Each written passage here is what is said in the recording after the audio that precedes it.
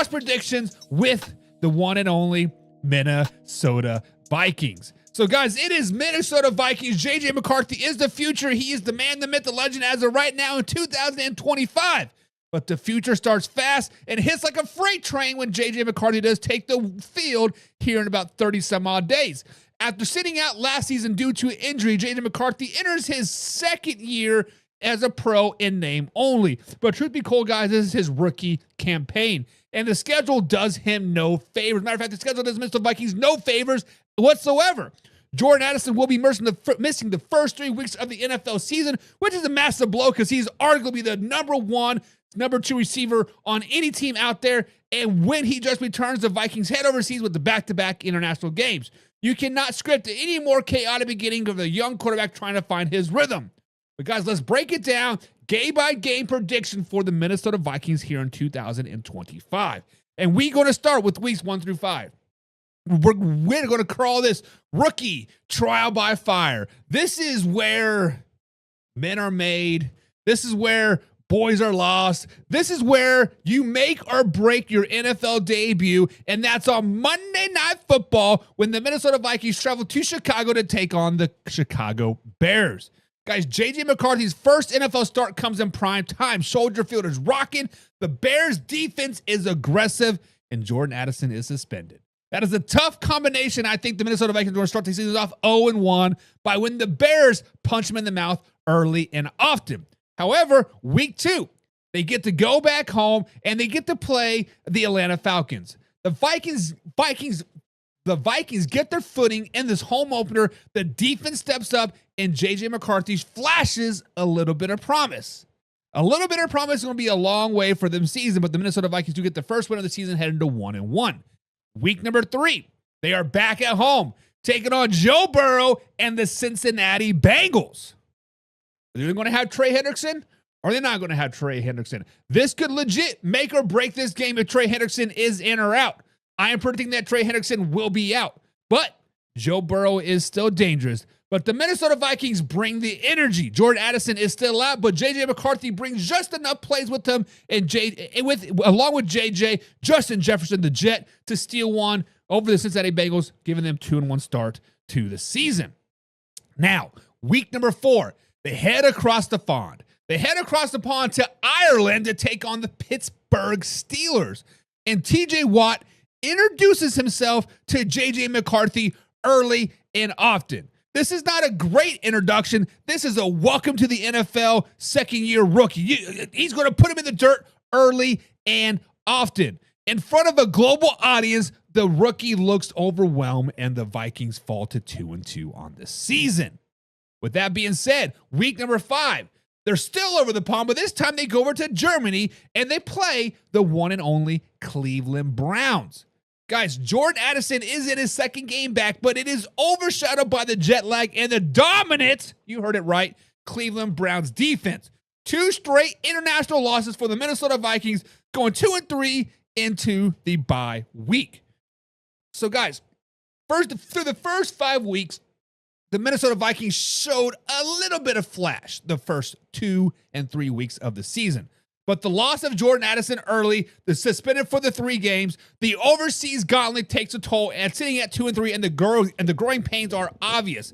But JJ McCarthy is showing a little bit of toughness, giving us into week 6 through 10, where they just cannot get past the wall. They hit the wall hard, and it is painful to be a Minnesota Vikings fan. Obviously, guys, week 6 is the bye week, but then week number 7, they are back at home playing the Philadelphia Eagles, arguably the best team in the NFL. Post-bye bump, not this time, guys. The Philadelphia Eagles front 7 is too much for the Vikings O-line, and the skid continues, dropping them to 2-4 on the season. And then week number 8, they have a short work week. They travel to LA for Thursday Night Football to take on the Chargers. Short work week, long road trip, and Harbaugh has LA rolling. This turns into a blowout.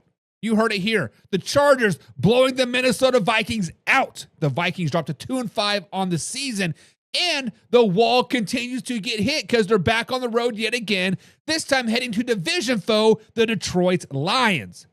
Guys, the Detroit Lions dominate up front and control the game early and often.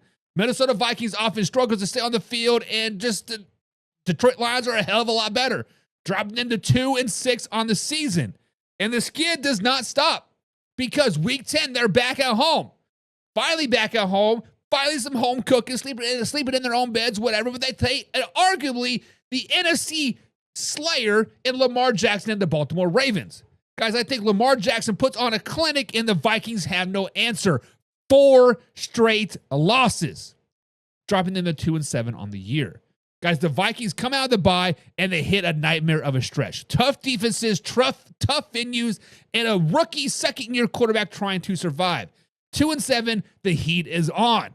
The heat is on because the division will beat you down.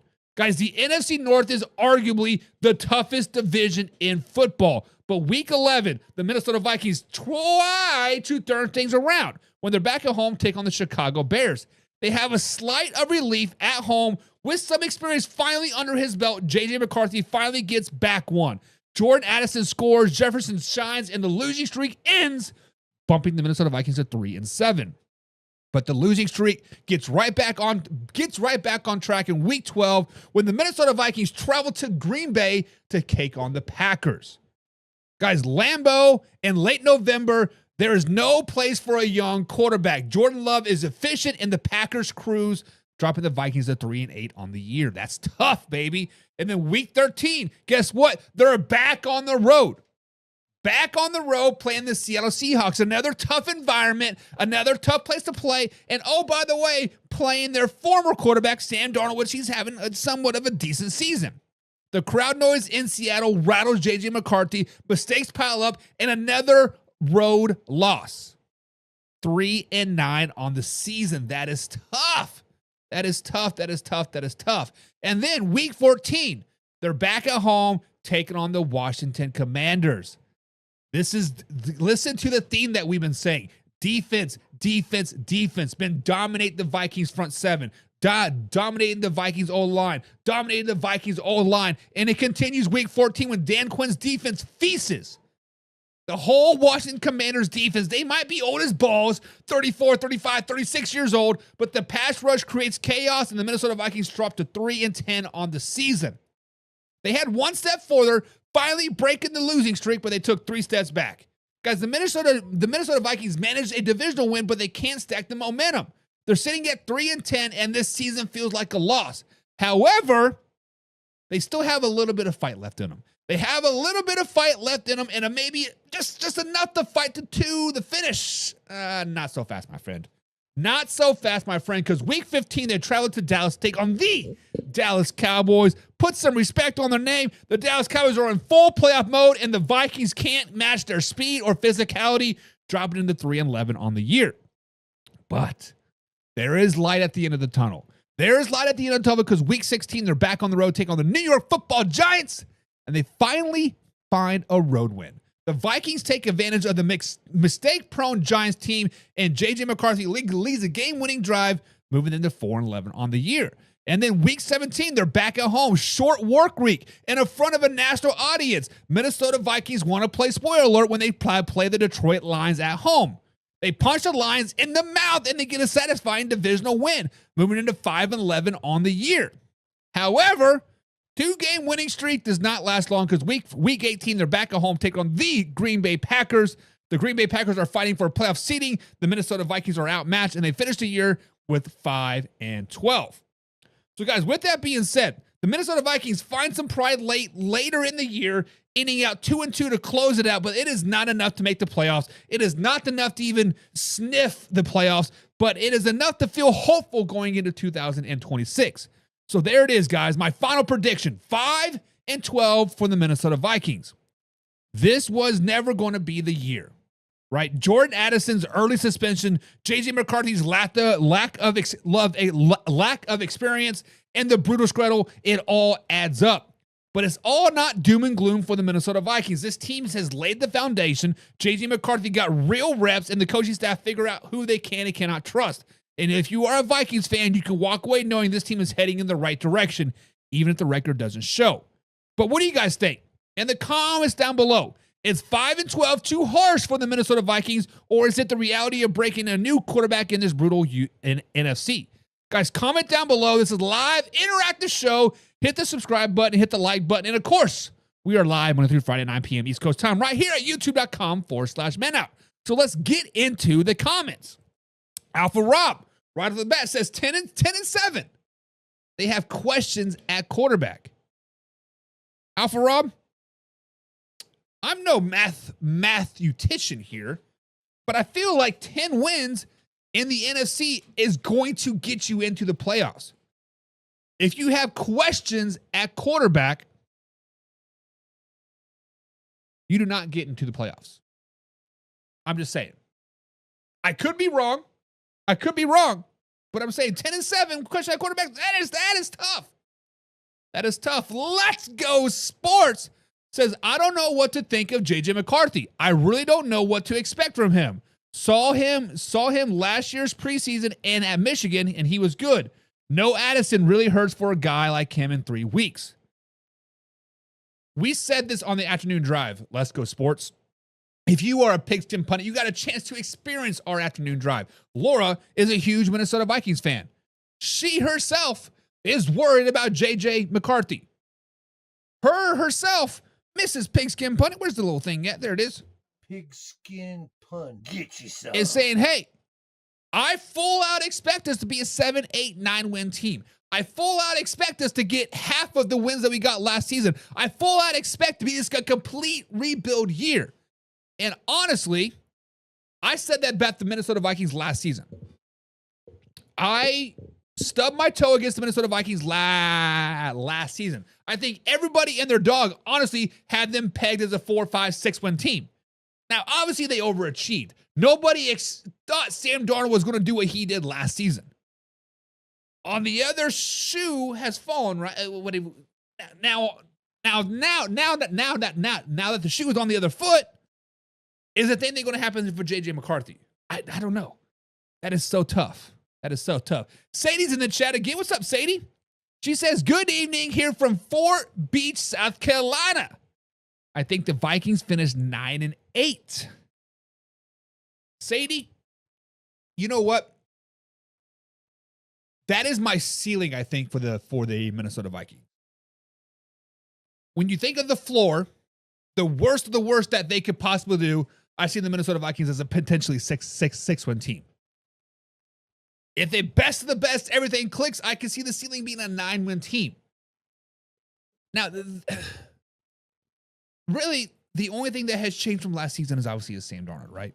They still got a fairly good defense. Offensive line is a little bit shaky, a little bit of question marks there, but they add some depth later in the year. You still have old, Aaron Jones. JJ McCarthy is the biggest what if, right? And it just, that is tough. That is tough because your biggest what if is your guy, right? I don't know. It's just what it is. Let's Go Sports says, I don't know what to expect from JJ McCarthy. A little pro experience he's shown he's had good in the past, but no Addison the first week, I think is tough. Now, also, I said this in the afternoon drive, is that you cannot replicate real game reps. You can watch all the film that you want. You can prepare like you're going into a game all you want. You can prepare check downs. You can do this, and this, or whatever they were doing there in Minnesota to make him better. But nothing replaces time on the field. Nothing replaces that eye test on the field. Nothing replaces anything getting underneath center and getting smacked in the mouth. Nothing can replace that. Why do you think year after year, Friday nights, the first Friday night of a high school season, you see cramps all over the field? First game of college, you see cramps all over the field. Hell, the first night of the NFL weeks, we're going to see cramps all over the field because you cannot replicate game speed. It doesn't happen. Doesn't happen.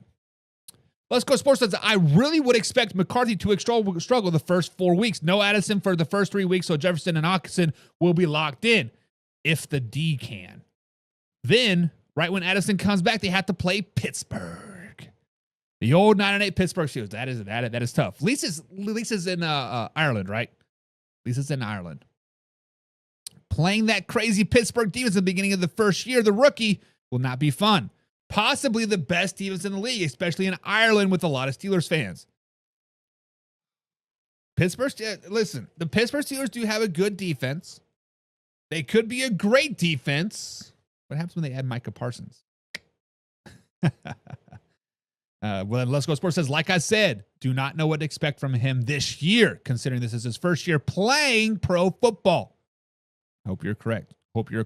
My man John's in the chat. He's a pigskin pun. Pigskin pun. Get He says, what's going on, y'all? What's going on? He said the Minnesota Vikings are going 9-8. Woof. John, I don't know how serious to take you because you are a Detroit Lions fan, and we are becoming Detroit Lions fans very, very soon. And you're going to be pissed off at me, John, so stay tuned. He says the Vikings do go 9-8 and miss the playoffs. That is tough. Let's Go Sports says, I think 5-12 is too low, but I most definitely don't expect them to have a regular season they had last season or make a playoff run at all. NFC North is tough. The NFC North is probably the best division in football. You can say the AFC North, but let's just be honest. You have the Ravens up here, and then you have the Steelers, and you have the Browns and the Bengals fighting for the bottom position. AFC West is kind of like the same. You have the Chiefs and the Chargers up at the top, Broncos and Raiders at the bottom. The NFC North, legitimately, like, let's just be flat out honest. Take favoritism out of it. Use your logical speaking. Use your eyes. The Bears could rattle off 3, 4, 5 wins in a row. Get that momentum going. They could win the North. The Lions could win 3, 4, 5, 6 games in a row. Get the momentum and win the North. The Vikings could pull off what they did last year. Get a little hot, get a little momentum, and win the North. It's just the North is honestly wide open. Alfred says, question, because the offense is good, but not the season they had last year because of the quarterback. So many people are saying that Kevin O'Connell is this quarterback guru, is this quarterback whisperer. It's a system. No matter who you get, he's going to go in there and do great. I guess we're going to find out really, really soon, aren't we? We're going to find out if he is a guru or not. AC is in the chat. What's up, AC? He said the Vikings are a 6-win team, my dude. I agree with you, brother. I agree with you. I have them at 5-12. You have them at six wins. We're kind of right there in the ballpark there. And then you say I have no ball knowledge. So you are agreeing with me that they're going to have 5 to 6 wins, and then you tell me that I have no ball knowledge. Or you talking to Let's Go Sports and like Let's Go Sports? Who you talking to me? Who you talking to, AC? Put some name on it. Who has no ball knowledge? I have no ball knowledge. Let's Go Sports has no, or like, who doesn't have no ball knowledge? We just want to know. Put a name to it, brother. Sadie says they still have it. They still have George Jefferson, and he's pretty good. Justin Jefferson is arguably the best receiver in NFL. I say arguably because, honestly, you could probably intertwine him or Jamar Chase. You can flip-flop, and there's not going to be argument from me, and there's probably not going to be argument from anybody that has a logical, non-biased type of brain here now, right? Now, obviously, the Vikings fans are going to say that JJ is the best. Bengals fans will be like, Jamar Chase is the best. But yes, Justin Jefferson is pretty damn good. However, every Batman needs a Robin. Think about this. When Antonio Brown was at his peak, at his prime in Pittsburgh, Let's Go Sports, you know this. Who was his Robin? Juju Smith-Schuster. Once Hollywood Brown went away, Juju went down because he was a guy and he didn't have his Robin. Once he got his Robin, I'm trying to think of who came in and been his Robin. Was it George Pickens, maybe? George Pickens was his Robin. Bada bing, Juju had a great season. Same thing with like Megatron, right? You always have to have Batman to Robin. And when Jordan Addison is out, now you can double team JJ. TJ Hawkinson, he is injured as of right now, which is could be the Batman. While Addison is out, are they going to have somebody else step up? That is the biggest question. Who are they going to have step up during that 3-game absence of Jordan Addison? John Cunningham is in the chat. What's up, John? He is a Detroit Lions fan. He says the Minnesota Vikings will get 7 wins. So pretty much across the board, guys, we are saying that they are not going to be a 14-team win this season. There are a couple outliers. We have Alpha Rob being 10-7. We have John being 9-8. Might be the most realistic, honestly. But then you got us haters over here. I have him at 5 wins. AC has him at 6 wins. Sadie has him about 6-7 wins, right? Where are we at, Sadie? Let me scroll back. I can't scroll up. And then John has about 7. Let's Go Sports says 5 or 5 is too low. What was it? What would you have him at? Let's Go Sports. 9. Oh, so Sadie had him at 9-8. So we're kind of all over the board. So let me know, guys. Where do you guys think the Minnesota Vikings will be in 2025? But let's move on